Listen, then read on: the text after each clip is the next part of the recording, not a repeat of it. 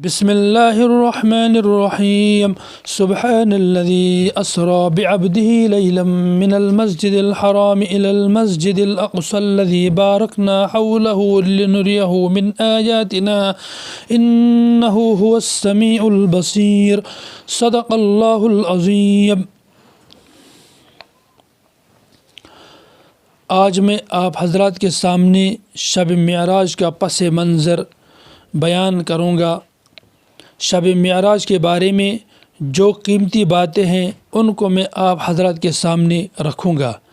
شب معراج کا واقعہ ایک بہت ہی لمبا واقعہ ہے، اس لیے اس کو قلیل وقت میں بیان نہیں کیا جا سکتا، اس کے لیے ایک بڑا وقت چاہیے، لہٰذا میں اس کو 2-3 قسطوں کے اندر کما حق ہو بیان کرنے کی کوشش کروں گا۔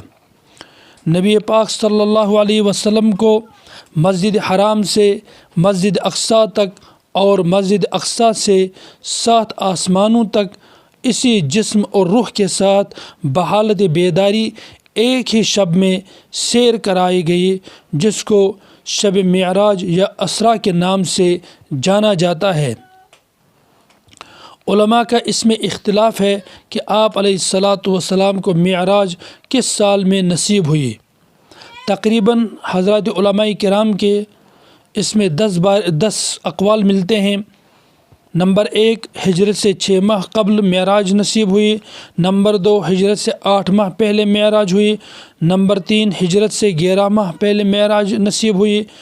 نمبر 4، ہجرت سے 1 سال پہلے معراج نصیب ہوئی۔ نمبر 5، ہجرت سے 1 سال اور 2 ماہ پہلے معراج نصیب ہوئی۔ نمبر 6، ہجرت سے 1 سال اور 3 ماہ پہلے معراج نصیب ہوئی۔ نمبر 7، ہجرت سے 1 سال اور 5 ماہ پہلے معراج نصیب ہوئی۔ نمبر 8، ہجرت سے 1 سال اور 6 ماہ پہلے آپ علیہ الصلاۃ والسلام کو معراج نصیب ہوئی۔ 9واں قول یہ ہے ہجرت سے 3 ماہ پہلے آپ کو معراج نصیب ہوئی۔ 10واں قول ہجرت سے 5 سال پہلے آپ کو معراج نصیب ہوئی۔ یہ تمام اقوال علامہ ابن حجر عسقلانی علیہ الرحمہ نے فتح الباری میں باب المعراج کے اندر ذکر کیے ہیں۔ راجح قول یہ ہیں کہ حضرت خدیجۃ الکبریٰ رضی اللہ تعالی عنہا کی وفات کے بعد اور بیعت عقبہ سے پہلے آپ علیہ الصلاۃ والسلام کو معراج نصیب ہوئی، جیسا کہ اول کے 8 قول اس پر متفق ہے کہ حضرت خدیجۃ الکبریٰ رضی اللہ تعالی عنہا کی وفات کے بعد معراج نصیب ہوئی۔ غرض یہ کہ کثرت اسی کی طرف ہے۔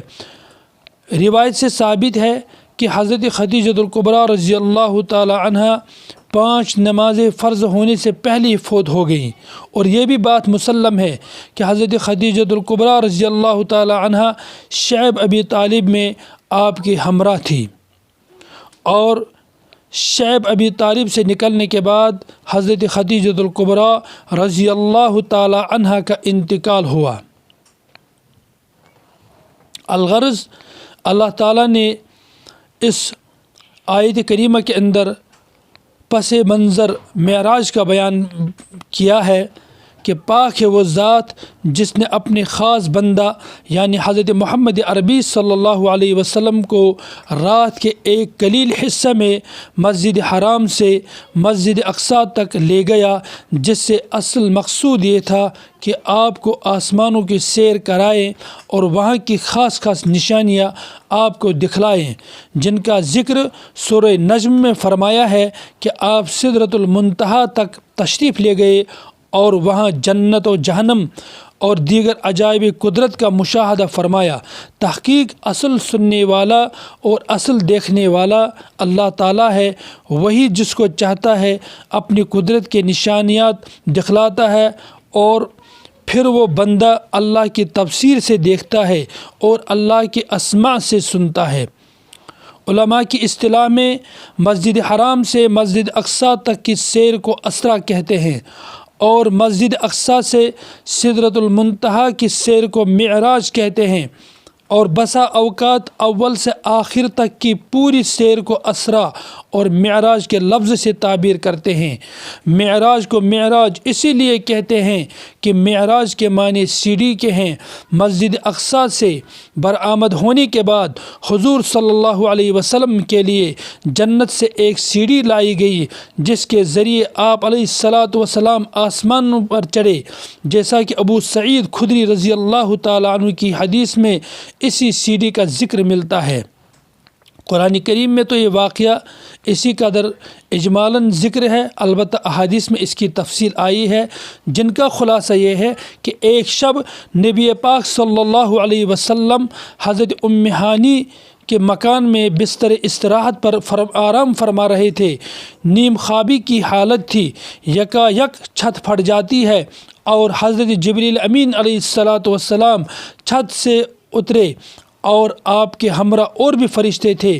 پھر آپ علیہ الصلاۃ والسلام کو جگایا اور مسجد حرام کی طرف لے گئے۔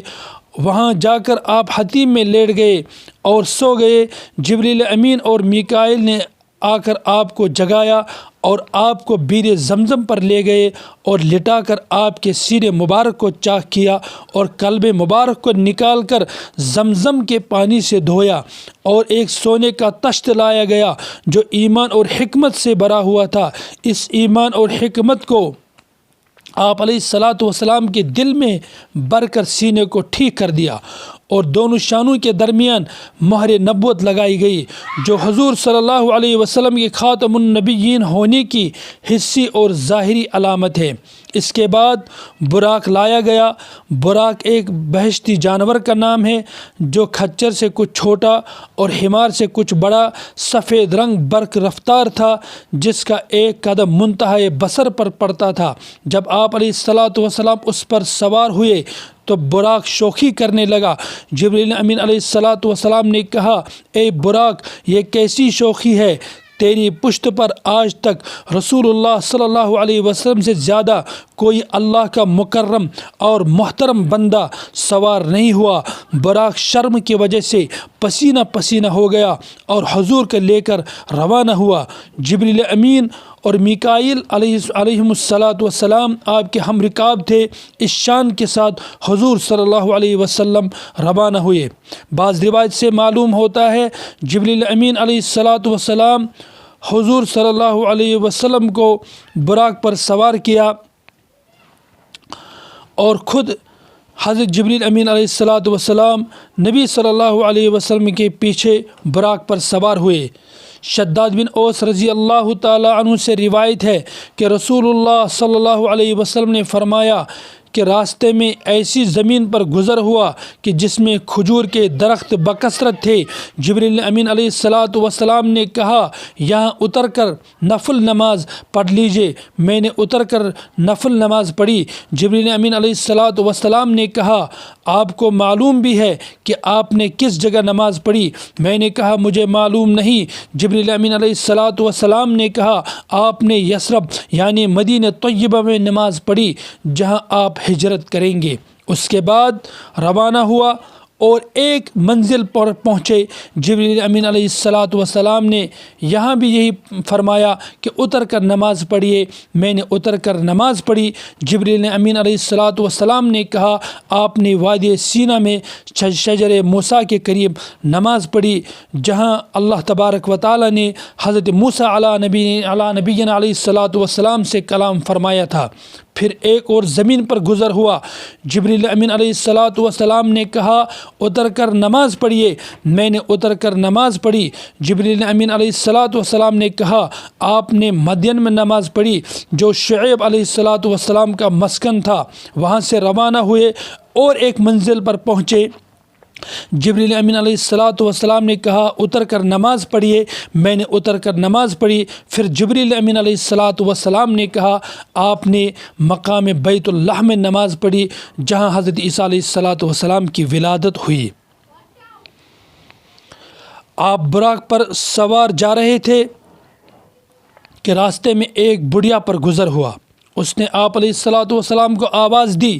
جبریل امین علیہ الصلاۃ والسلام نے کہا، آگے چلیے، اس کی طرف توجہ نہ کیجیے۔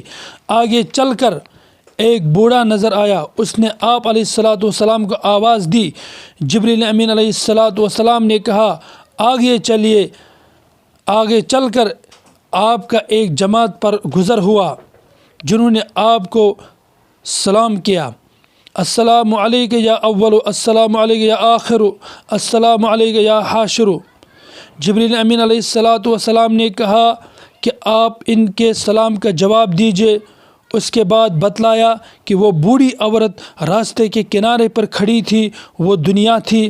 دنیا کی عمر اتنی قلیل باقی رہ گئی ہے جتنی اس عورت کی عمر باقی ہے، اور وہ بوڑھا مرد شیطان تھا۔ دونوں کا مقصد آپ کو اپنی طرف مائل کرنا تھا، اور وہ جماعت جنہوں نے آپ علیہ الصلاۃ والسلام کو سلام کیا وہ حضرت ابراہیم، حضرت موسیٰ، حضرت عیسیٰ علیہم الصلاۃ والسلام تھے۔ صحیح مسلم میں حضرت انس بن مالک رضی اللہ تعالیٰ عنہ سے روایت ہے کہ حضور صلی اللہ علیہ وسلم نے فرمایا کہ شب معراج میں نے موسیٰ علیہ الصلاۃ والسلام کو قبر میں نماز پڑھتے ہوئے دیکھا۔ اسی طرح ابن عباس رضی اللہ تعالیٰ عنہ کی روایت ہے کہ رسول اللہ صلی اللہ علیہ وسلم نے فرمایا کہ میں نے شب معراج میں موسیٰ علیہ الصلاۃ والسلام، دجال اور خازن نار یعنی جہنم کے داروغے کو دیکھا جس کا نام مالک ہے۔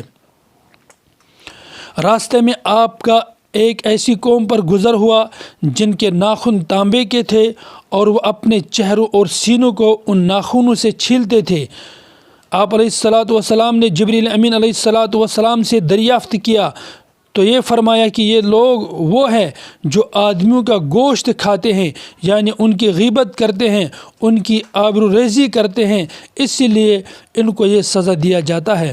نیز آپ علیہ الصلاۃ والسلام نے ایک شخص کو دیکھا جو نہر میں تیر رہا تھا اور پتھر کو لقمہ بنا کر کھا رہا تھا۔ آپ نے جبریل امین علیہ الصلاۃ والسلام سے دریافت کیا تو انہوں نے یہ جواب دیا یہ سود خور شخص ہے۔ آپ کا ایک ایسی قوم پر گزر ہوا جو ایک ہی دن میں تخم ریزی بھی کرتے ہیں اور ایک ہی دن میں کاٹ بھی لیتے ہیں، اور کاٹنے کے بعد کھیتی پھر ویسی ہو جاتی ہے جیسے پہلے تھی۔ آپ نے جبریل امین علیہ الصلاۃ والسلام سے دریافت کیا یہ کیا ماجرا ہے؟ جبریل امین علیہ الصلاۃ والسلام نے کہا یہ لوگ اللہ کی راہ میں جہاد کرنے والے لوگ ہیں، ان کی ایک نیکی 700 نیکی سے بھی زیادہ ہو جاتی ہے، اور یہ لوگ جو کچھ بھی خرچ کرتے ہیں اللہ تعالیٰ ان کا نعم البدل عطا فرماتا ہے۔ پھر آپ کا ایک ایسی قوم پر گزر ہوا جن کے سر پتھروں سے کچلے جا رہے تھے، کچلنے کے بعد پھر ویسے ہی ہو جاتے ہیں جیسے پہلے تھے، اسی طرح یہ سلسلہ جاری رہتا ہے، کبھی ختم نہیں ہوتا ہے۔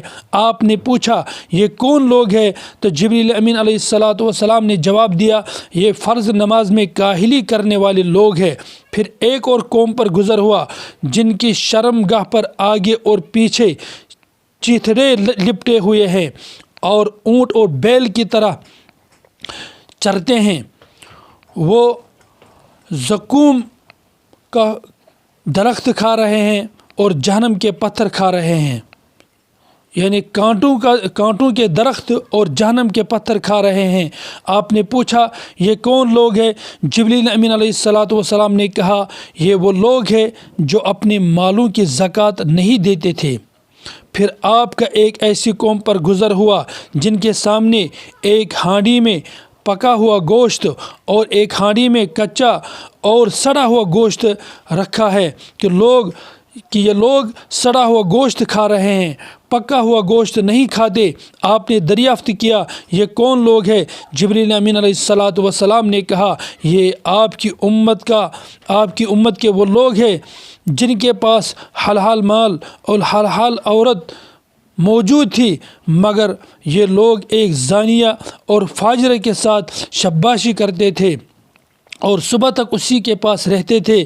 یا آپ کی امت کی وہ عورت ہے جو حلال اور طیب شوہر کو چھوڑ کر کسی زانی اور بدکار شخص کے ساتھ رات گزارا کرتی تھی۔ پھر آپ کا ایک ایسی لکڑی پر گزر ہوا جو سر راہ واقع ہے، جو کپڑا اور چیز بھی اس کے پاس سے گزرتا ہے تو وہ اس کو پھاڑ ڈالتی ہے اور چاک کر دیتی ہے۔ آپ نے جبریل امین علیہ الصلاۃ والسلام سے دریافت کیا تو جبریل امین علیہ الصلاۃ والسلام نے کہا کہ آپ کی امت کے وہ لوگ ہیں جو راستے میں چھپ کر بیٹھ جاتے ہیں اور راہ سے گزرنے والوں پر ڈاکہ ڈالتے ہیں۔ پھر آپ کا ایک قوم پر گزر ہوا کہ جنہوں نے لکڑیوں کا ایک بڑا بھاری گٹھا جمع کر رکھا ہے اور اس کے اٹھانے کی طاقت نہیں رکھتے، مگر لکڑیاں لا کر اس میں اور زیادہ کرتے رہتے ہیں۔ آپ نے پوچھا یہ کیا ہے؟ جبریل امین علیہ الصلاۃ والسلام نے کہا یہ آپ کی امت کے وہ لوگ ہیں کہ جن پر حقوق اور امانتوں کا بار گراں ہے جس کو یہ لوگ ادا نہیں کر سکتے ہیں، اسی وجہ سے اپنے اوپر یہ بوجھ لادا کرتے ہیں۔ پھر آپ کا ایک قوم پر گزر ہوا جن کی زبانیں اور لبیں لوہے کی کینچوں سے کاٹی جا رہی ہے، جب کٹ جاتی ہے تو پھر پہلے کی طرح صحیح سالم ہو جاتی ہے۔ اسی طرح یہ سلسلہ ان کے ساتھ جاری رہتا ہے، ختم نہیں ہوتا ہے۔ آپ نے پوچھا یہ کون لوگ ہیں؟ تو جبریل امین علیہ الصلاۃ والسلام نے کہا یہ آپ کی امت کے خطیب اور واعظ ہیں جو دوسروں کو نصیحت کرتے تھے، خود عمل نہیں کرتے تھے۔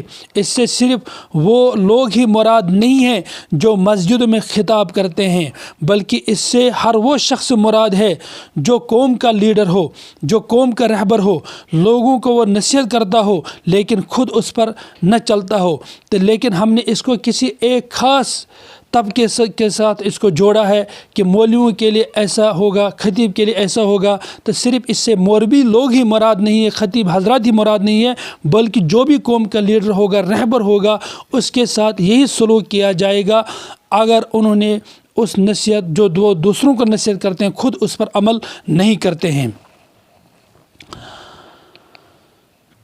پھر آپ کا ایسی قوم پر گزر ہوا جہاں نہایت ٹھنڈی اور خوشبودار ہوا آ رہی تھی۔ جبریل امین علیہ الصلاۃ والسلام سے دریافت کیا، جبریل امین علیہ الصلاۃ والسلام نے کہا یہ جنت کی خوشبو ہے۔ اللہ تعالی ہم سب کو جنت میں پہنچائے، جنت کی تمام نعمتیں ہمیں نصیب کرے۔ پھر آپ علیہ الصلاۃ والسلام کو ایک ایسی قوم پر گزر ہوا جہاں سے آپ کو بدبو محسوس ہوئی۔ آپ نے جبریل امین علیہ الصلاۃ والسلام سے دریافت کیا تو جبریل امین علیہ الصلاۃ والسلام نے جواب دیا یہ جہنم کی بدبو ہے۔ اس کے بعد ہم انشاءاللہ آگے چل کر اس شب معراج کی تفصیل اور بیان کریں گے۔ دیجیے اجازت، وآخر دعوانا ان الحمد للہ رب العالمین۔